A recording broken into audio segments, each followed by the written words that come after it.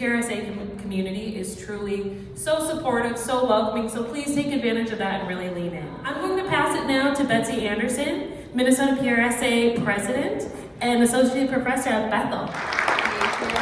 Welcome everybody, good morning. And thank you. I want to do a few quick thank yous. I want to thank Dan Jasper over here, who will be one of your speakers later. He's from the Mall of America, he's on our board, and the Mall of America has sponsored this event, and we're very thankful for that. I also wanted to thank Kenny Devine in the back from Padilla. Several of you were at Padilla last night, and they sponsored that space, so we want to thank Kenny and Padilla for that. And we want to acknowledge the Ojibwe, Ho-Chunk, and other nations of people who call this place home.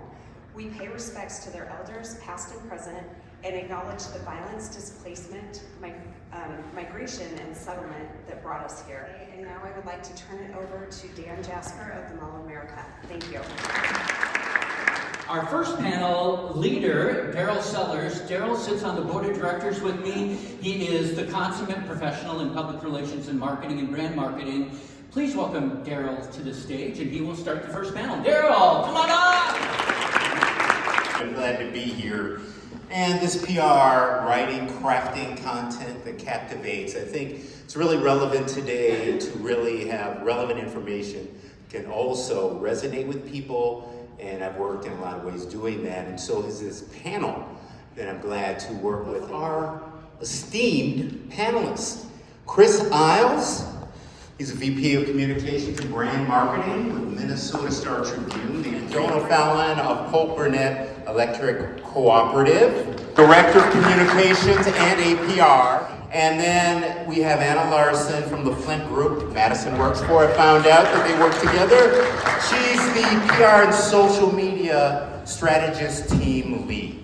So let's get into tailoring messages. I want to talk to Joan about this, and all of you. You work in reliable energy, about providing it for communities, and they may vary. Talk a little bit about how that works with your organization to tailor those kind of messages. Yeah, so the thing about strategic communications and public relations is all of the work that we do is based on research.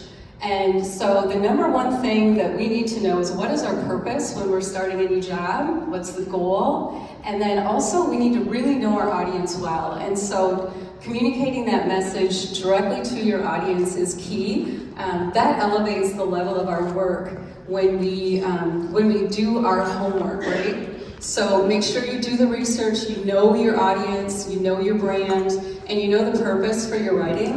When I write for one person, who do you think that one person is that I have in my head for a rural electric co-op in Wisconsin? My mom. My mom is who I picture in my head. So give your persona a name and write for that one person. Really know your audience well.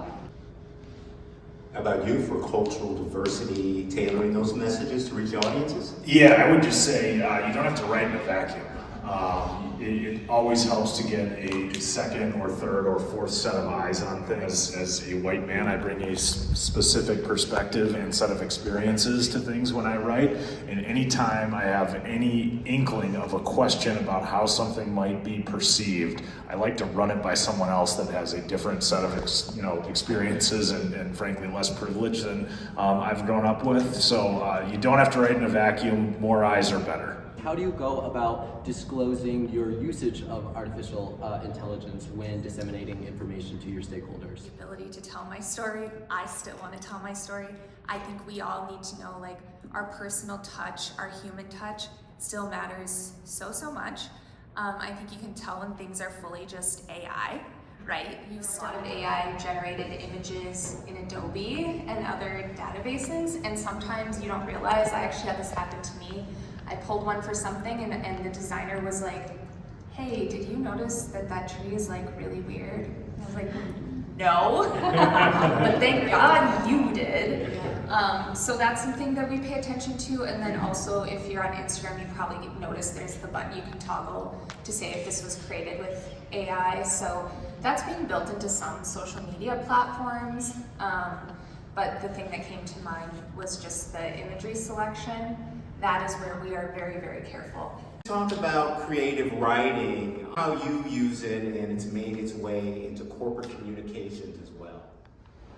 Yeah, so I mean, for me, you need to be able to write in a bunch of different formats. And I harken back to Betsy's class that I took eons ago at the University of Minnesota.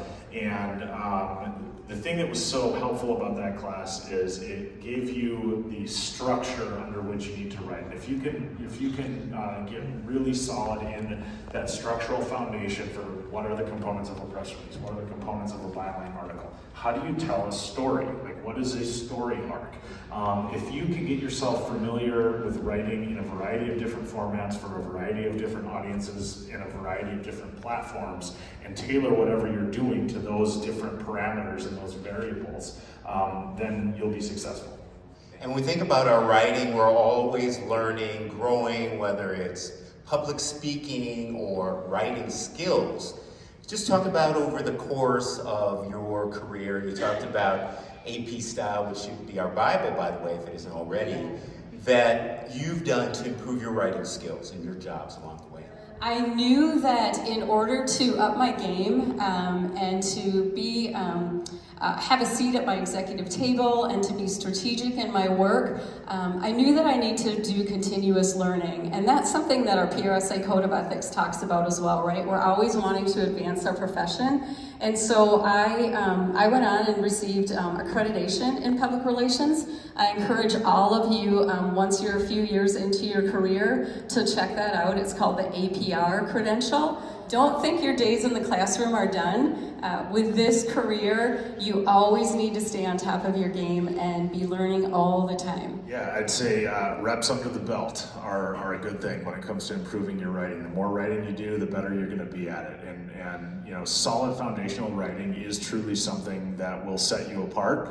I learned that in journalism school. There are varying levels of writing ability within that school, and if you can rise to the top of that, that really sets you apart. Same thing in your professional career. I would say take on a project that scares you, something that's new to you, that stretches you, that maybe you've never done, and also surround yourself with good writing. Read a lot, whether it's Washington Post or it's books, anything like that, because it can inspire how you approach something in your work, and I get a lot of ideas that way. I just want to kind of get a takeaway from each one of you as we wrap up. We think about everything with PR writing, crafting content that captivates.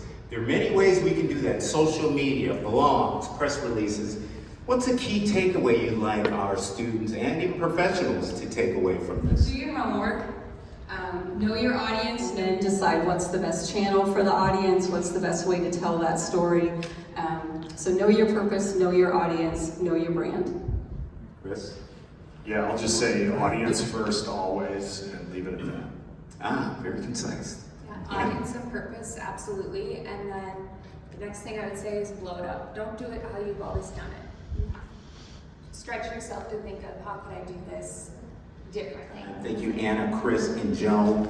And Betsy mentioned writer's block. Lean into those who can help you. You have a team. And sometimes you might wake up in the middle of the night and there's a message you want to write down. But remember these words of Nelson Mandela I like to use. It always seems impossible until it's done.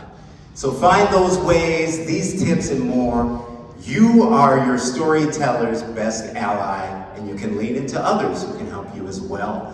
Thank you so much. Enjoy the rest of your day. Hope to speak with all of you, as many as I can, later today. Thank you.